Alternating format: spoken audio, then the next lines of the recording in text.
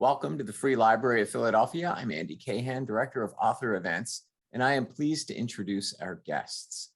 Born in Philadelphia, raised in Ben Salem, and educated at Council Rock High School, Congressman Ro Khanna has served as the U.S. Representative for California's 17th Congressional District, better known as Silicon Valley, since 2017. He was the Deputy Assistant Secretary of Commerce during the Obama administration and a national co-chair for Bernie Sanders' 2020 presidential campaign. Prior to joining Congress, Mr. Khanna was an economics professor at Stanford University and worked in private practice as a lawyer for technology companies. In Congress, Khanna has championed environmental causes, jobs programs, campaign finance reform, and anti-monopoly economic reforms, among other progressive issues. His latest book, Dignity in a Digital Age, presents a vision of opportunity and access for people in the parts of the US whose lives have been shaped by the growth of 21st century tech, while not necessarily experiencing its economic benefits. Tonight, Rep. Khanna will be in conversation with Jonathan Tamari, the national political reporter for the Philadelphia Inquirer. Based in Washington, D.C., he writes about policy and politics on Capitol Hill and has helped lead the Inquirer's coverage of Pennsylvania's critical role in the 2020 presidential election. It's great to have you both with us tonight. The screen is yours.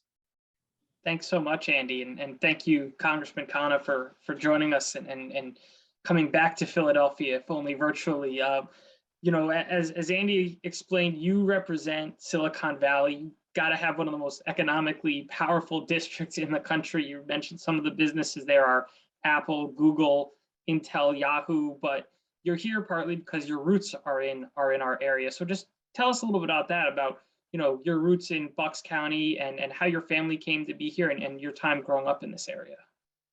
Well, Jonathan, first let me thank you for moderating it and your exceptionally respected national journalism on politics. Andy, thank you for inviting me. It's a great honor to be invited to the Philadelphia Library, especially given I was born in Philadelphia in 1976, our bicentenary. My mom is actually tuned in to watch, so I'm excited. My parents, they're proud residents of Bucks County and started out in Ben Salem and then moved to Northampton. They came into the area around 1975. My dad is watching too, I think. My father worked at Roman Haas, a chemical engineering company. My mom was a substitute school teacher growing up, went to Council Rock High School. My parents were immigrants and came from India, where my grandfather was part of the Indian independence movement, spent 4 years in jail in the 1940s during the Quit India movement. And he was a big inspiration for me. And then, I will just say one other note. I was on Colbert and they referenced, this interview started out with something I had written. A ninth grade teacher at Holland Junior High, Mrs. Robb, and encouraged me to submit something for publication in the Bucks County Courier-Times, ran with it, and the Philadelphia Inquirer ran a paragraph when I was in ninth grade. So I have very fond memories of my childhood. Excellent. How did you end up making the journey to Silicon Valley? What is the process that led you there and had you settle in California? Jonathan, I actually thought at one point of coming back to Philadelphia, and obviously I had a lot of friends there. I worked summer associate at Blank Rome, which is a law firm in the city, and enjoyed it. But I then started working with Larry Lessig, who was one of the most brilliant thinkers on technology. Wrote this book, Code, which is all about how the rules of our democracy and are being written by software engineers. And I felt that the most interesting work of the 21st century in law may be in Silicon Valley and thinking about how technology is shaping our society. Larry Lessig at the time was out at Stanford. So I got a job out there, really enjoyed it, and ended up settling down in California. Your new book is called Dignity in a Digital Age. What is the genesis of this book? Why did you want to write this book, and why write it at this point in time? I've always been struck by this extraordinary wealth generation in the Valley. I mean, probably the most wealth generation ever in one place in human history. $11 trillion is the market cap in my district. Apple, in district and surrounding areas, Apple has gone from $1 trillion to $3 trillion in 2 years during the pandemic. And you've had a 40% increase in wealth during the pandemic, while so many other parts of the country have been hurting. But the challenge is that a large part of the country has been left out, that you have the new economy not working for many Americans, jobs offshored, deindustrialization, a brain drain from communities where people are leaving. And I thought that this remote work experiment of COVID actually offered a new way of looking at technology. Then maybe it doesn't all have to be concentrated in Silicon Valley, New York, Austin, Seattle. Then now people are working from everywhere, and you can start businesses everywhere. And people in Silicon Valley have figured out not every company has to be near Sand Hill Road, and not every person has to move to the coast. So can we, with these 25 million digital jobs that are going to affect everything, manufacturing, retail, entertainment, journalism, can we put these in communities across America? And I thought this was the time to write that book. You really drive that home at one point when you talk about a tech training program in Jefferson, Iowa. And one of the trainers there tells you if you were that most of the classmates left Iowa after completing that training program. And he said, quote, if you were going to be successful, you had to go elsewhere, end quote. And I'll say, from a Pennsylvania perspective, that was really familiar, because when I was covering the 2020 presidential race and traveling to other parts of Pennsylvania, I can't tell you how many people I would meet who would say, and typically these were Trump voters, who would say, I grew up in this community and I got a job, I went to high school here, I got a job here.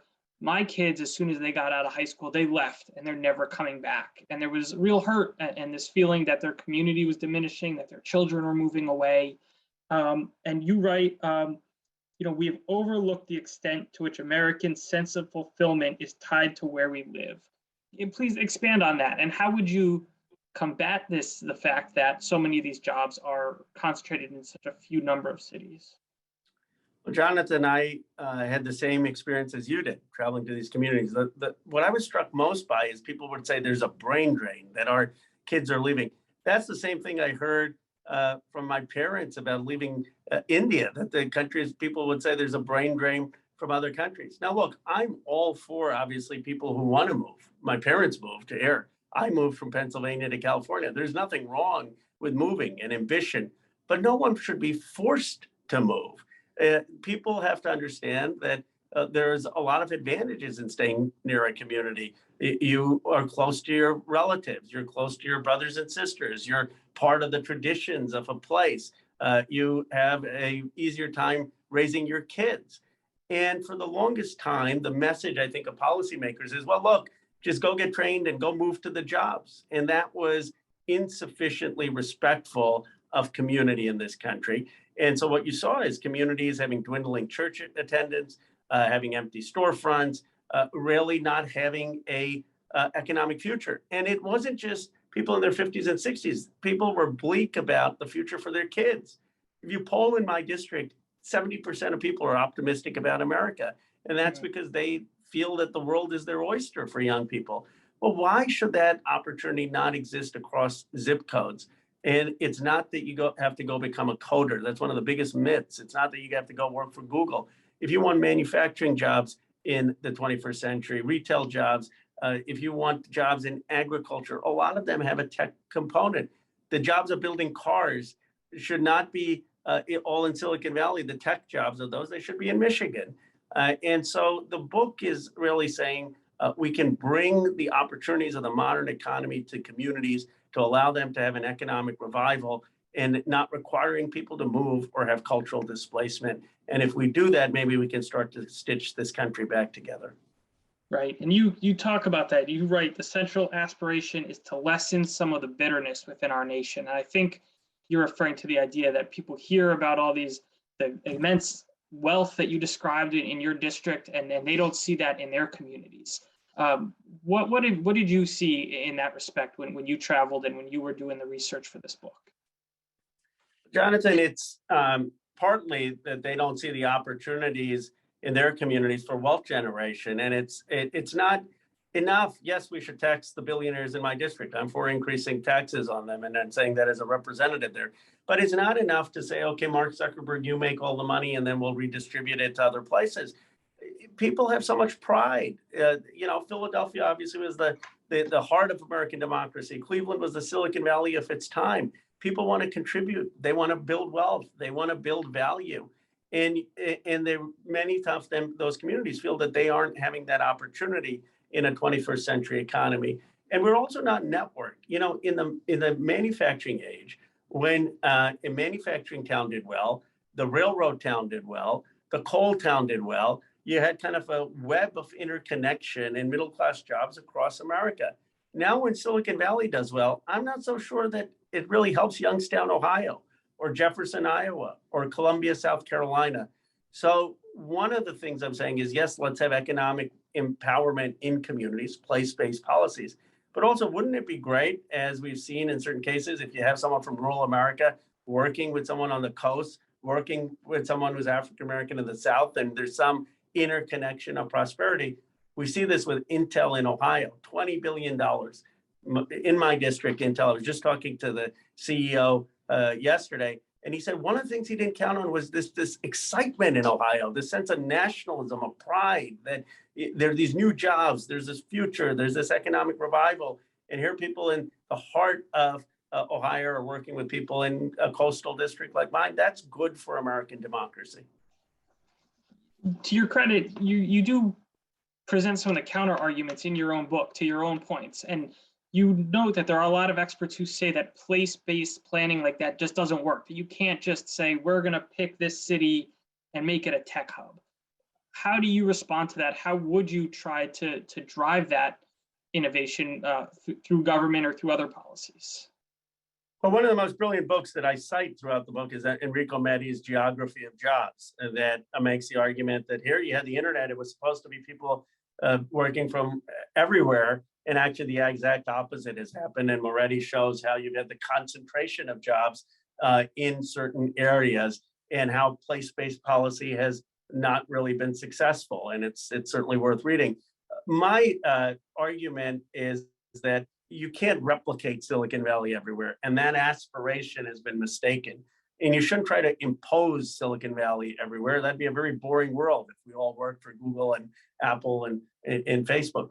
But what you can do is figure out what are the middle-class jobs in a digital economy going to be. Why can't the advanced manufacturing jobs for semiconductors be in Ohio? Why can't the jobs for making the new automobiles be in Michigan? Why can't the new jobs in energy that require technology be across Appalachia? Every region can think about what assets they have and what the digital transformation is going to do to the industries in their town, and make sure that those jobs, that their kids and people in those communities have an opportunity for it. The one statistic, if people remember in this conversation that I'd like folks to remember, is there are going to be 25 million digital jobs by 2025.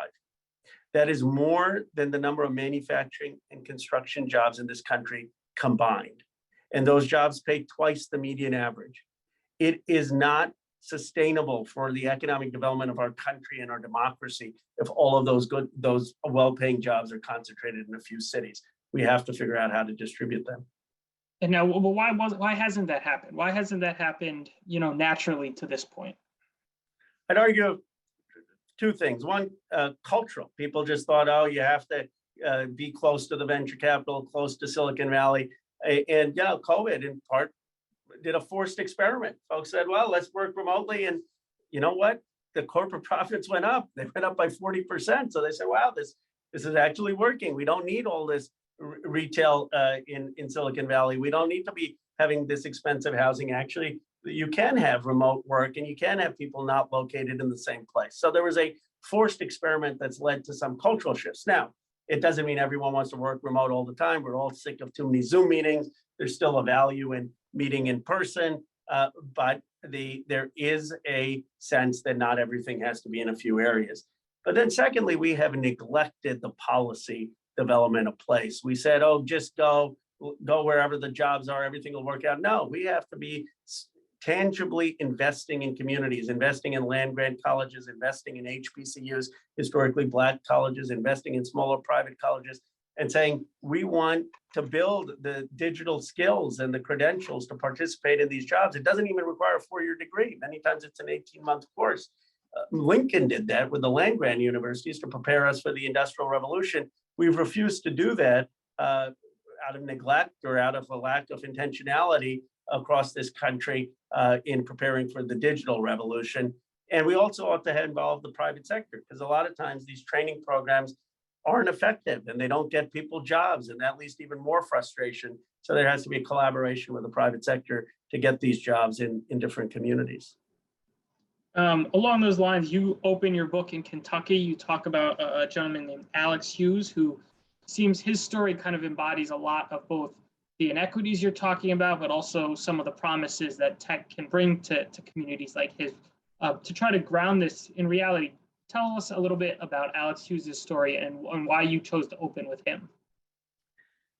I appreciate that, Jonathan. I was struck by Alex Hughes because at first it showed the harm of unemployment. I mean, Alex Hughes had a fight with someone and was stabbed with a knife on his face, and he still has that scar. And he said to me, being unemployed for 6 months was much worse than the pain I felt being stabbed. And that really resonated with me, that this is, he said, look, I saw marriages dissolve because of this, of unemployment. I've seen some of my friends go to drinking. It's really embarrassing to lose a job. It's a lack of pride and not able to have a sense of worth. Now, Alex was very resilient, and he managed to overcome it. And he lost his job when coal started facing automation, and a lot of the coal business went under in Kentucky. And there was a systematic effort, actually supported by Hal Rogers, a Republican congressman, who called that area Silicon Holler. And, you know, it's the heart of Trump country. And he said, Ro, we got these pipes, the internet, but we got to get money coming into this area by selling stuff on the pipes outwards. And so Hughes is doing one of these jobs, and he's making good money, almost 6 figures. And it's not some highfalutin software coding job. He's making refrigerators. He's making laundry machines. He's just making smart refrigerators and smart laundry machines. And so it's something relatable. And what the light bulb moment for me was, here is a Republican Congressman, Hal Rogers, in the heart of Appalachia, and they want access to these modern jobs and opportunities. So this is not some Silicon Valley congressman coming and saying, go to tech. This is a community saying, we want these opportunities. Why is our government failing us? Why is policy failing us? Why do our kids not have some of the same shot that kids in Ro's district have? And that kind of speaks somewhat towards this geographic inequality that happens. Your book also touches on some of the racial inequality that exists in Silicon Valley and that can be driven by these tech firms. And there was one story that really resonated with me about a young woman named Princess Sampson, who had a laptop at a very young age and became a Star Wars blogger and eventually got an internship at Amazon. And it reminded me of my own experience. I knew very young I wanted to be a journalist. When I went to high school, we had a high school newspaper and we just had computers. Like when I was a freshman, they were like, yeah, these are the computers we use to put the newspaper out. And I just thought that was how it was. And then my first summer in college, I had an internship at a small newspaper, and they sent me out to do a story on a local high school that had just that year gotten computers for their newspaper. And this was like a big enough deal to them that the newspaper, that they sent someone out to write about it. And it really opened my eyes to the idea that, depending on where you live, it's a very different kind of experience and learning. So you talk about the importance of having laptops, and that there are lots of people, particularly in communities of color, that don't have access to that. And so what is the importance that you learned about kind of having this equipment, this access for people at a young age, and how can that be addressed along with all the other issues that we're facing right now? Well, Jonathan, my experience was similar to yours. I still remember when I was probably in 6th or 7th grade, and my father brought home a Macintosh computer, and we just took that for granted. And we had in Rolling Hills or in Holland Junior High, Apple II computers. And that was part of growing up for us. And if you look at Silicon Valley, some of the tech entrepreneurs, many of them are self-made in that they didn't inherit millions of dollars, but they had healthcare and education, but they almost all had computers at a very young age. And so Princess, I started talking to her, and she said, there's so many people who don't have laptops in my college class at a very prestigious HBCU, and they just haven't been exposed to the technology, or have a comfort with the technology, or have an understanding of what is possible for them. And that is just unacceptable in a 21st century economy, that we don't give our kids access to basic technology, tools that they're going to need, whether you become a journalist or a politician like me, or whether you actually want to go into more technological fields. But everyone needs to understand the operation of these machines. And it was an eye-opener for me into some of the inequalities that exist in terms of access to very basic technology. How would you address that? I think we ought to invest in making sure every family can get laptops for their kids. I mean, it's a $5 billion investment. That is a fraction of what some of the money we've spent on COVID, and it would help open up aspiration for people to understand what they can do in the digital age. I also think we need to get people basic technology literacy in school, regardless of the career they want. It's as important today as some of the other fundamental skills. Robert Moses, this great civil rights leader, had this vision that you had to teach algebra to everyone, including in communities that were minority communities. Today, you have to make sure people understand computers in every school. It's outrageous to me that in 47% of schools, we still don't teach computer science. I mean, I don't understand how we're doing that given the modern economy. And then on the racial gap, I appreciate you raising that, because we have a 10-to-1 racial wealth gap in this country, 10-to-1, from a white family to an African-American family. Now, there are a lot of causes of that, redlining, obviously slavery and Jim Crow, the policies that excluded African-Americans from home loans. But I'll tell you something, there is no shot of overcoming that racial wealth gap if the African-American community, the Latino community is excluded from modern wealth generation, if they're not part of the IPOs, if they're not part of the jobs and technology that's driving so much of the stock market game, if they're not getting access to the venture capital. So if we have any hope of empowering communities that have been left out, we have to give them much more access to the jobs of the innovation economy. Right, and so now that goes to the training and goes to the kind of access and education for young people. You also write about the kind of the other side of it, of the recruitment of Silicon Valley, of bringing in people of color, bringing in people who are not, white male, as much of the leadership of these tech companies are. And you write about how that's both driving, inequality within Silicon Valley, and also how it really costs them business opportunities. One of the most striking things I felt like I read was you talked to Lisa Jackson of Apple, who has a local tie, came up in New Jersey politics, was the environmental commissioner there. I didn't know that. She was. I covered her very briefly in Trenton before she got swept up into, I believe, the Obama administration. And she says that if you brought in a bunch of Black developers and said, write me an app, it's almost always about a social issue. And it shows how different people will come in with different thinkings on these approaches and open different avenues to business opportunities that other people might not have thought of. What is preventing Silicon Valley from having more diversity in its leadership? And again, how would you want to change that? Well, it's a huge question, because there hasn't been diversity. In fact, Lisa Jackson was very blunt with me. I said, wow, Apple's numbers are pretty good on African-American recruitment. And she said, well, you have to look beyond those numbers. Those are a lot of folks who are at the Apple stores, but they're not actually in the headquarters and in the software engineering part of Apple.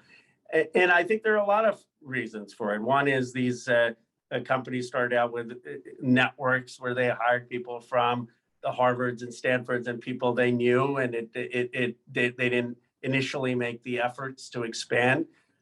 Two, there's cultural parts of the interview process that people may not know of. So one of the embarrassing things for me when I was trying to facilitate a Claflin project with a Silicon Valley company is Claflin kept sending resumes that were 4.0s and they kept getting rejected.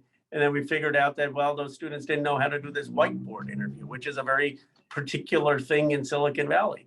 And so how do you actually make sure that the recruiting tests are inclusive and that people are being prepared for them? And then retention was a huge issue because people would go there and they'd be the only African-American or only Latino in a group, and they felt they weren't being taken seriously and their perspective wasn't being considered and they weren't being promoted to the highest level. So I think having a diversity in the boards is so important. And we know that diverse companies are more profitable, that they see business opportunity more. The interesting thing is you have diversity. It's not just about the Black community or the Latino community. It's about rural America. There are a lot of things about rural America that aren't represented in Silicon Valley.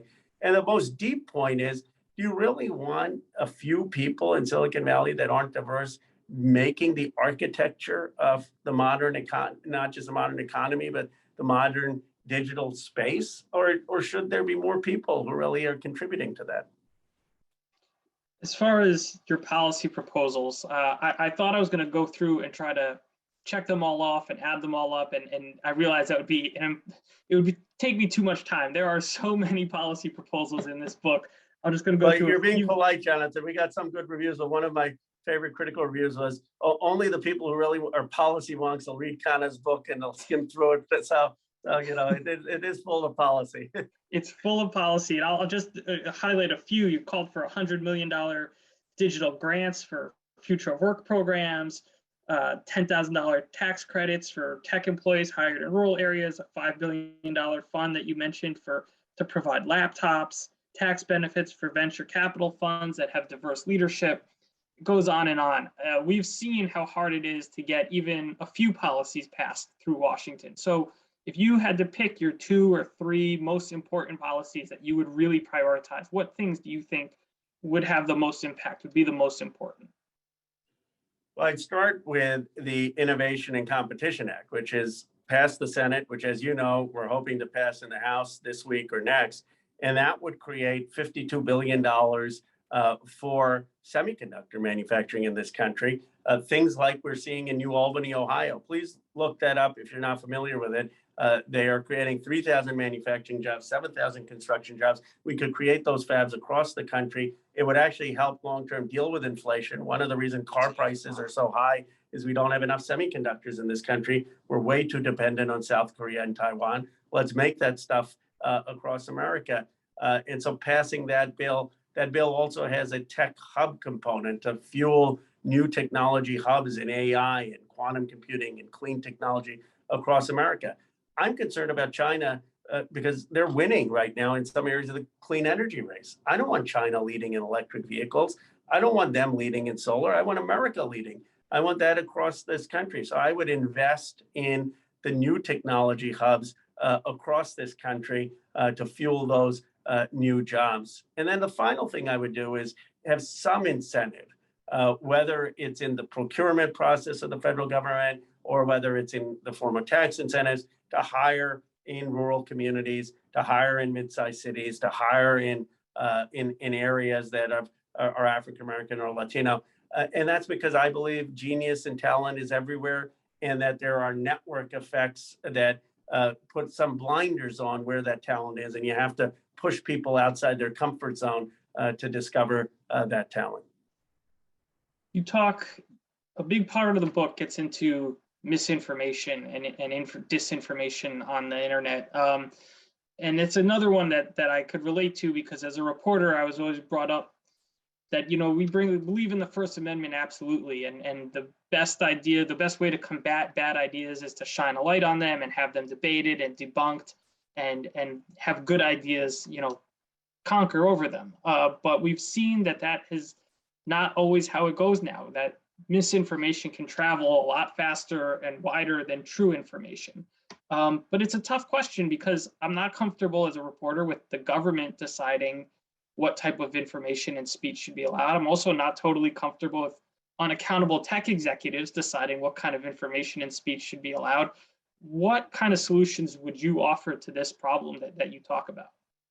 Well, Jonathan, that's a great framing, actually, of the issue. I mean, you're talking about the John Stuart Mill idea, the marketplace of ideas, that ultimately the truth will prevail. But I think that presupposes that you have a participation of equals and people have a say and that they're judged on the merits of the idea, not that you have a process that is tainted by amplification of certain types of information because of algorithms or because of the distortion of money. So we don't have those ideal conditions. That said, I agree with you that the government shouldn't be the arbiter of truth. In fact, there's a famous Supreme Court case, the Alvarez case, that basically says that. But the government can have some parameters on speech. Let me give you a clear example. When Facebook was aware that there were specific threats against lawmakers on January 6th with specific times and specific names, they shouldn't be allowed to sit on that information, which they are under Section 230. They have to disclose it. They have to take it off their site. And currently, even though there was an imminent threat of violence, which is illegal under Brandenburg, they had this broad immunity. So I say, at least when you're incitement of illegal conduct, you should take this down. I also think there are basic consumer protection laws. You know, newspapers can't just put out information that's going to hurt the public health. And you can't put out information that's going to cause depression and anxiety amongst teenagers. So some of those basic norms and laws need to exist in social media. But a final point I'll make, and I rely very much on this philosopher, Jürgen Habermas, who I think is one of the great philosophers of the 20th century. And he says that, you know, in your business, Jonathan, in newspapers, as he puts it, he has a beautiful line. And he says they have a commercial basis, but they're not fully commercialized. In other words, when you write stuff, you care, I'm sure, about how many clicks it gets. I care about how many clicks my book is going to get. But that's not the only thing you care about. You have some sense of public responsibility to a democracy, which you probably imbibed since your days writing for the high school paper. That sense of any stake or responsibility to democracy is totally missing right now in social media. All it is about profit maximization, engagement, and that culture has to change.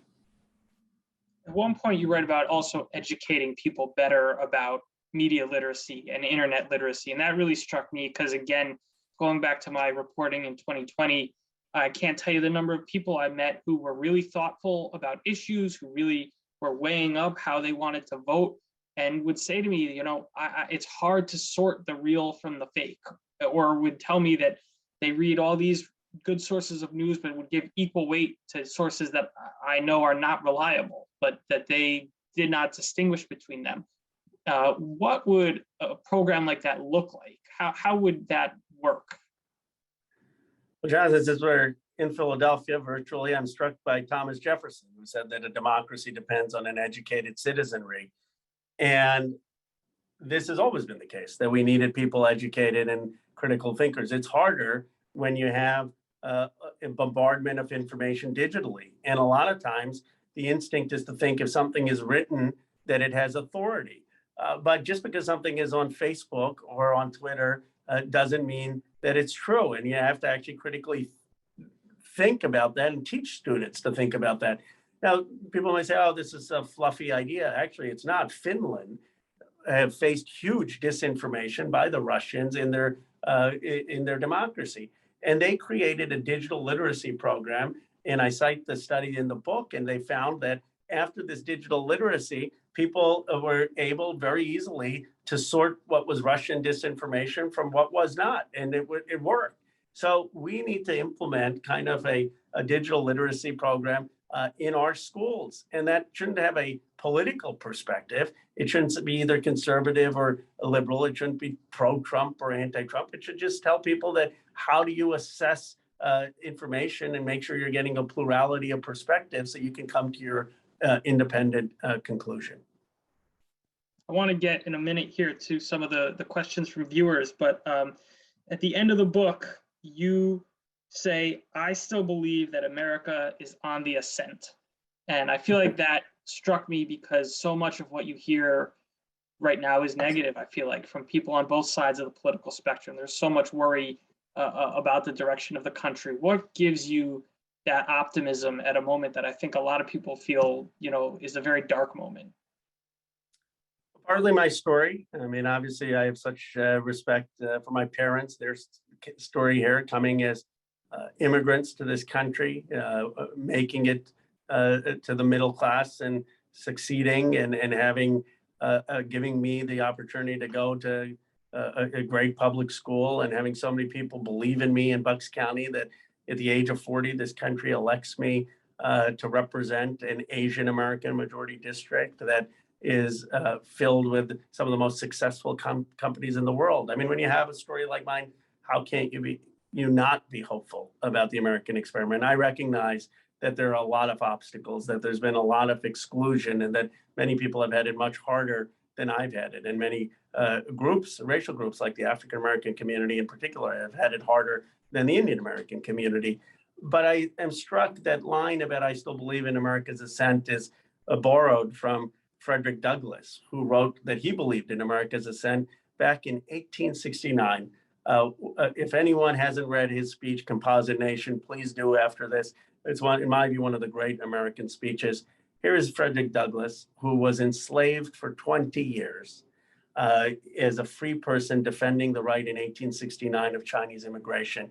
And he says, "I have this vision of a multiracial, multi-ethnic democracy, that America will be this composite nation, taking the best of all the cultures and coming up with an American distinctive culture." If Douglass could believe, after having been enslaved for 20 years, in America's promise, if John Lewis could believe, after being beaten on the Edmund Pettus Bridge, in America's promise, certainly we, who have been the beneficiaries of that sacrifice, can believe in America's promise. Let's get to some of these questions we have from the folks who've tuned in. The first one, I think, is maybe a local connection, a person named Chuck, and I apologize if I mispronounced the name, Chuck Favada, and he asks, "Do you remember your HMS computer teacher?" I do, Mr. Favada. I remember well, and I remember a lot of my teachers from school. I cited Mrs. Robb in 9th grade. I had a teacher I was so fond of, Mr. Longo, in 10th grade, social studies. And but I of course remember you well, and am a product of Bucks County. It's now where I realize that how much of my political instincts are actually come from Bucks County. We used to play, the Hoffmeyers used to be neighbors of ours, and we used to play Little League baseball and street hockey and Stratomatic, and go to baseball card shows. And when I used to go up to bat, they used to say, "Watch the bunt," because I wasn't a great hitter. I used to be better in the field, but in fact, someone had, one of my favorite tweets, someone had the team roster. We were at the Expos when I was 12, and we went 2-12 or something, and he put this post up of all the players. So, to me, Bucks County was the heart of sort of the best of America. And when people say, "Why do you believe in America? Why do you believe that we can overcome the polarization, overcome the division?" I think about my childhood, and it wasn't perfect, but there was so much decency there, and somehow we have to tap into that. Next question is from Dan Banker, and he cites a section in your book that you call progressive capitalism. And he says, "Isn't progressive capitalism a bit of an oxymoron? How can a hierarchically oriented system based on inequitable distribution of wealth offer true progress?" It's a great question. Here's what I mean about it. I think one of the things that sets us apart as Americans is the free market. And we don't want to have, in my view, China's model of state-controlled businesses. We want to have entrepreneurs. We want to have a Steve Jobs come up with Apple. We want to have people be able to invent things and build things, and have great industrialists that help build America. But why I say progressive is, but for the point you raise, it's led to great inequality. And there are a lot of people who don't have the chances I did. They don't have a good education. They don't have health care. They don't have nutrition. They don't have supportive communities. We have to give everyone that opportunity so that they really have a chance of success in a market economy. And far too many people lack that basic opportunity. And that's where I have support in the book, things like Medicare for all and free public college and a higher minimum wage. Laura Kovacs asks, what's the role of libraries in the digital age? Very appropriate question here. And how will you overcome the lack of internet access in places like Philadelphia? I think libraries have such a critical role. And the reason they have such a critical role is that they're still gathering places where you can have community. Let me say this, when Mark Zuckerberg, there's an informative interview with him where he says, you know, when I was growing up in the place he was growing up in, everyone had to play baseball and he really wanted to be a computer coder and he had to hang out with one person. And now, isn't it great in a virtual world, you can just go hang out with whoever you want and he can just hang out with coders. And that's fine, 50% of it, but he's missing the 50%, which is there's a value to community. There's a value to community in making sure that you don't have rampant racism become the norm, because that's embarrassing in a community. There's a check on that, that you're exposed to different perspectives, that you have the sense of a check on what is acceptable. And libraries, I think, provide that. They provide a place of congregation and a sense of community that's so important. I would love to see the digital library, that libraries kind of having a public forum that is separate from Facebook and Twitter, that may allow for more healthy interaction amongst people within a community, funded by the state, local, or federal government, you know, sort of a PBS of the internet, but locally. And I think libraries could be a great source of that. I want to touch on that for a moment. That suggestion struck me when I was reading the book, but I also thought, you know, I like PBS, I like C-SPAN, but I don't think I'm normal in that regard. You know, I mean, think about how it could compete with HBO or you know, TNT. So, do you think there would really be that interest in those kind of social media, that kind of alternative social media? Because there's a reason why people use Facebook and Twitter. You know, they're entertaining or they incite responses. Do you think people would really flock to, you know, a more public version? I think that there's definitely going to be a need for Facebook and Twitter, and some of it is important, right? I mean, we focus on the bad parts, but sometimes outrage is justified and anger is justified. When George Floyd happened and you had the Black Lives Matter movement mobilizing on Facebook and Twitter and using angry language at what had happened, I think that that's fine. And some of that may not have been allowed in a sanitized public forum. And so you've seen the Me Too movement grow on these platforms. But what I think is that you also need alternatives. And if you see there are certain groups that have internet access and communication that are local neighborhood community groups, and those actually a lot of people participate because they want to know about local events and local news and what's going on in a local community. It's why I think local newspapers are still so important, and you shouldn't just have the Philadelphia Inquirer, New York Times, and Washington Post. And so I don't think that these kind of local internet forums can displace Facebook, Twitter, but I think they can provide healthy alternatives. And one of the other points I make in the book is people partly participate in Facebook and Twitter because they want to be heard, right? They want to, they feel so disconnected by government that it's the only place they know how to express outrage or an opinion, to share or like something. What if we could create forums that actually allowed them to influence legislation, to be directly heard, to comment on legislation? It is crazy to me that congressional bills are not put online, that you can't comment on them, that you can't participate on them. We have to create forums where people feel that there are alternative places that they can exercise their duty or their desire for citizenship other than Facebook and Twitter. Sonia Samant asks about an effort. I'm not familiar with this, but you may well be. What are your thoughts about California's statewide efforts to decrease tracking in math education? And how might that affect students' preparation for these jobs of the future? So I am not for some of the proposals in California that say that students shouldn't be able to get algebra by 8th grade or calculus by 12th grade if they're interested in that or capable of that. I don't think having a standard lowered in that makes sense, in my opinion. Now, what we need to do is invest more to overcome the disparity in math education. And that's what Robert Moses was talking about in saying that everyone needs to have algebra and we need to do a better job of training and education of math in communities that have been left out.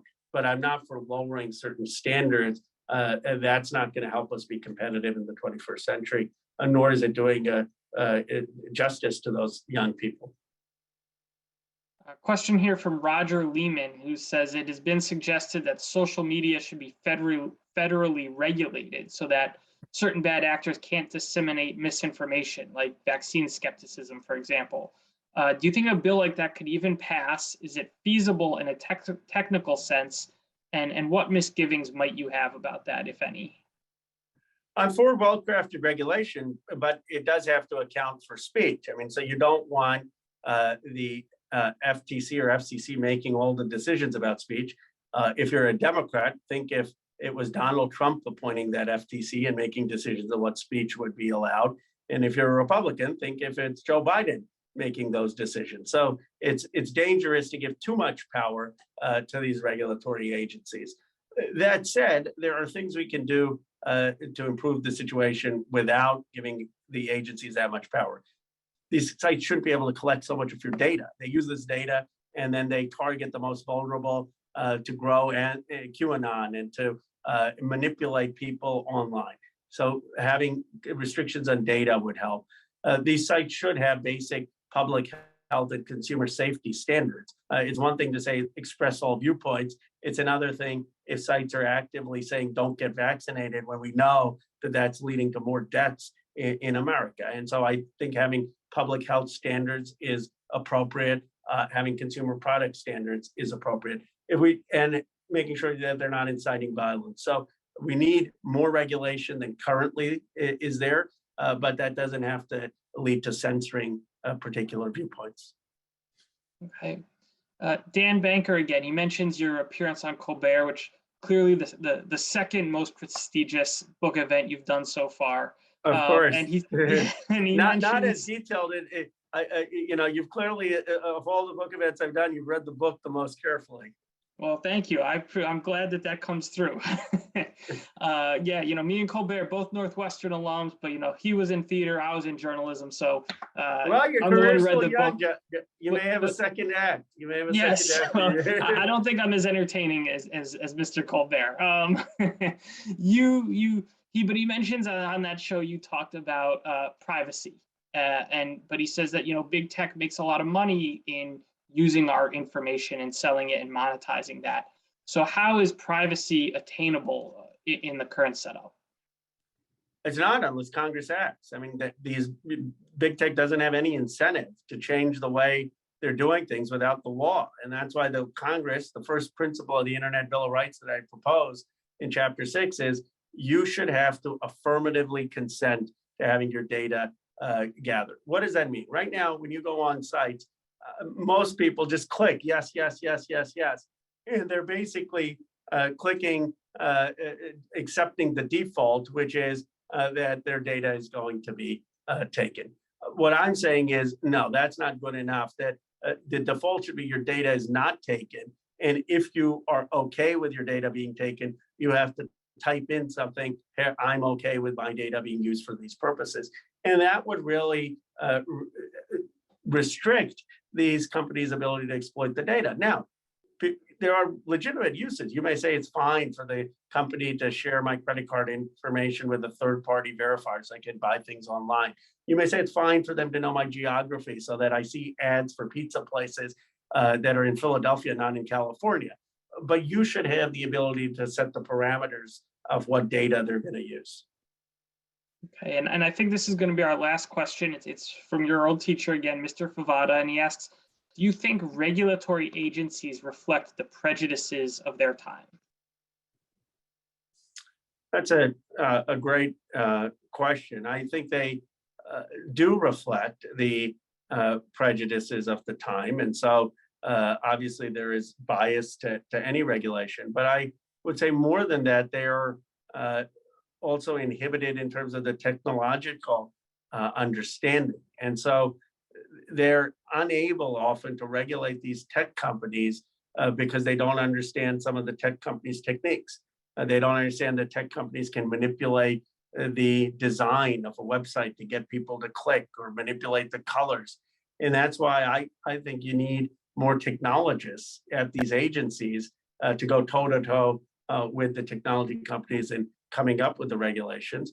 And I also think ultimately this is why we have a democracy in elections, so that the regulators are reflecting ultimately the president, who is elected by everyone. And if the times change or the views change, then the regulators should change. Right. Well, those are all the questions that we have. So Congressman Khanna, I want to thank you for doing this event in Philadelphia, for inviting me to participate in this event, and for spending all this time with us. Thank you very much. Well, Jonathan, I'm really honored. I really appreciate your taking so much time out of your busy job to read the book as carefully. I appreciate everyone tuning in, and really a great conversation. And it was particularly meaningful to me to be doing it back where I grew up and was raised. Thank you all. Thanks everybody for listening. Thank you.